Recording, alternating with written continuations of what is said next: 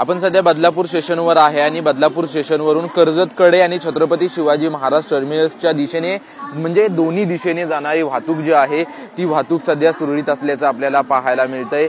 परंतु मोठ्या प्रमाणात गर्दी जी आहे ती बदलापूर स्थानकावरती असलेली आपल्याला पाहायला मिळते। छत्रपती शिवाजी महाराज टर्मिनसच्या दिशेने गाड्या ज्या आहेत त्या गाड्या सुरू असल्याचं आपल्याला पाहायला मिळते। समोरून गाडी आलेली आपल्याला पाहायला मिळते। त्याच पद्धतीने नागरिकांनी देखील या ठिकाणी मोठी गर्दी केलेली आहे।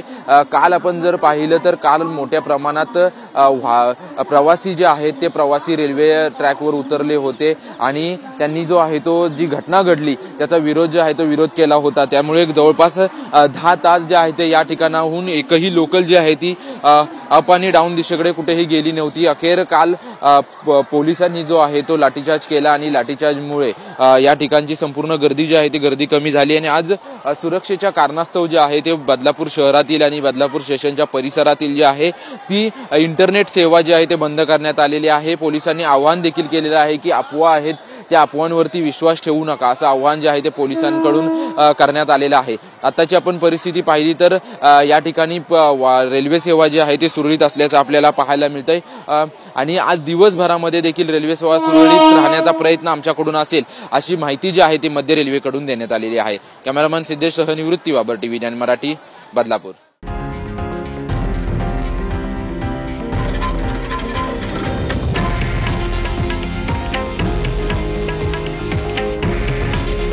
हे आहे देशातील नंबर 1 न्यूज नेटवर्क आणि आपण पाहत आहात टीव्ही 9 मराठी।